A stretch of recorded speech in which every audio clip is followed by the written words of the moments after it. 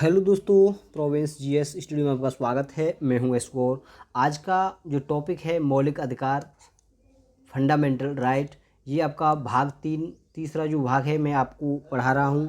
उसमें हम भाग 3 में संपूर्ण विश्लेषण करेंगे किसका, स्वतंत्रता के अधिकार का। जो हमें स्वतंत्रता दी गई है, जो भी संविधान ने हमें स्वतंत्रता दी गई है, उसके बारे में आज चर्चा करेंगे। जो कि स्वतंत्रता का जो अधिकार है वो अनुच्छेद 19 से लेकर 22 तक हमें बताया गया है। तो आइए हम शुरू करते हैं बिना समय गवाए।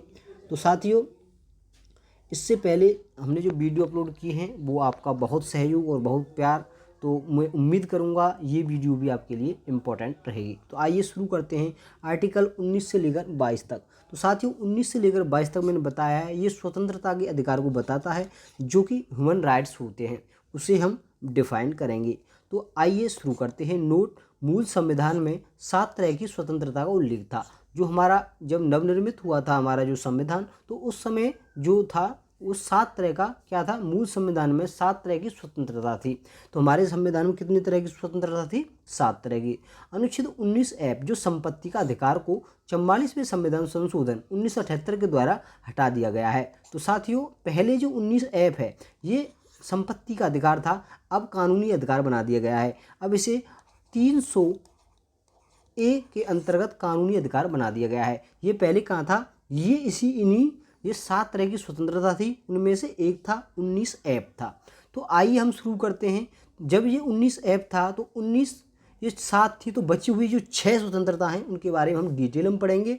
मुझे लगता है कि यूट्यूब पर बहुत ही कम टीचर्स ने इसे पढ़ाया हुआ, तो हम विद ट्रिक के साथ आपको ये समझाएंगे। तो आइए शुरू करते हैं। जो 7 थी उनमें से एक यहाँ पे कानूनी संपत्ति का अधिकार है, वो कानूनी अधिकार बन गया है, उसे 300 के ए में रख दिया गया है, ये आपको बताया है। और जो बची हुई जो 6 स्वतंत्रता हैं, जो 6 तरह की स्वतंत्रता थी, उनको हम डिस्कस करेंगे। आइए शुरू करते हैं।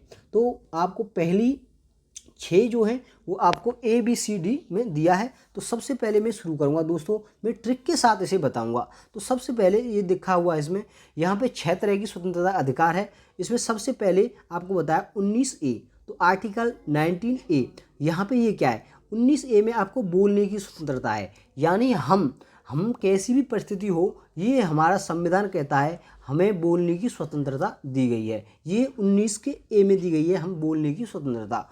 19 की बी में कह रहा है शांतिपूर्ण बिना हथियार एकत्रित होने और सभा करने का अधिकार। मतलब ये है कि हम शांतिपूर्वक बिना हथियार, यानी कोई हथियार ना हो हाथ में, वो बिना हथियार के एकत्रित हो सकते हैं और सभा भी हम कर सकते हैं। और अनुच्छेद 19 का जो सी है वो क्या कहता है? यहाँ पे संघ बनाने का अधिकार भी हमें दिया गया है। ये भी हमारा राइट है कि हमें संघ बनाने का अधिकार है। और 19 का जो डी है, ये राइट दिया है हमें किसी भी देश में आवागमन की स्वतंत्रता, हम किसी भी देश में जा और आ सकते हैं। ये भी हमारा फंडामेंटल राइट में से एक है, जो कि स्वतंत्रता का अधिकार है।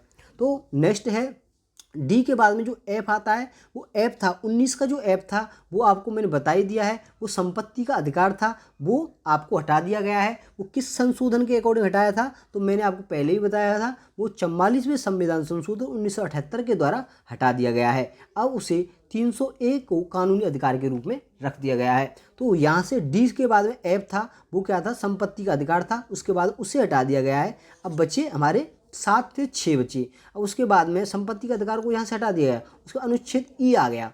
देश के किसी भी क्षेत्र में आवागमन और निवास करने की स्वतंत्रता हमें प्रदान की गई है। उसके बाद में 19 का जो जी है, कोई भी व्यापार एवं जीविका चलाने की स्वतंत्रता।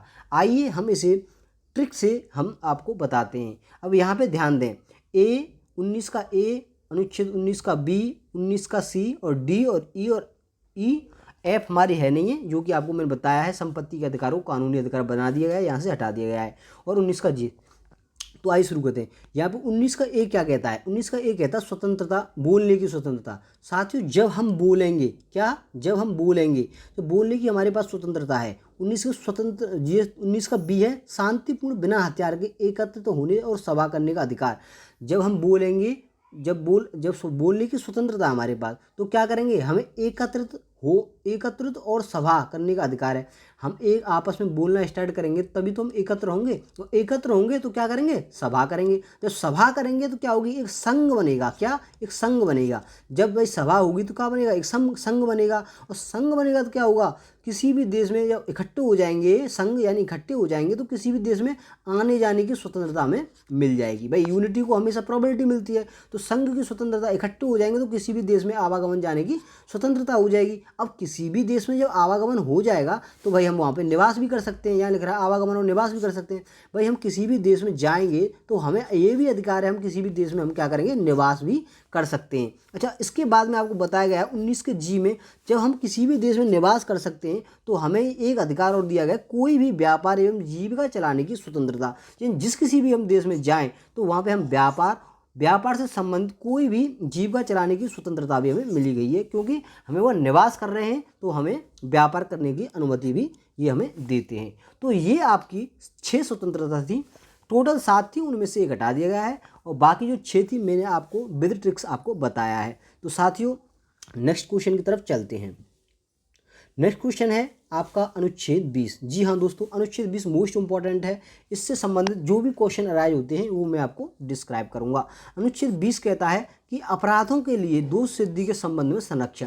जो भी किसी व्यक्ति ने अपराध किया है वो उसको दोष सिद्ध करे, को सामने वाला व्यक्ति उसे दोषी ठहराए, तब वो उसे ये मानेंगे कि ये अपराधी है। और इसके तहत 3 प्रकार की स्वतंत्रता का वर्णन भी किया गया है, जो कि किसी भी व्यक्ति को एक अपराध के लिए एक बार सज़ा मिलेगी, ये यहाँ पे आपको बताया गया है। और बाकी जो 2 टॉपिक हैं आप क्लियर करें। ये अपराध के लिए के समय जो कानून है उसी के तहत सज़ा, न कि पहले और बाद में जो बनता है कानून उसके। और तीसरा पॉइंट है किसी भी व्यक्ति को स्वयं के विरुद्ध न्यायालय में गवाही देने का अधिकार है। ये हमारे अधिकार दिए गए हैं, जो 19 से लेकर 22 तक ये स्वतंत्रता का अधिकार था।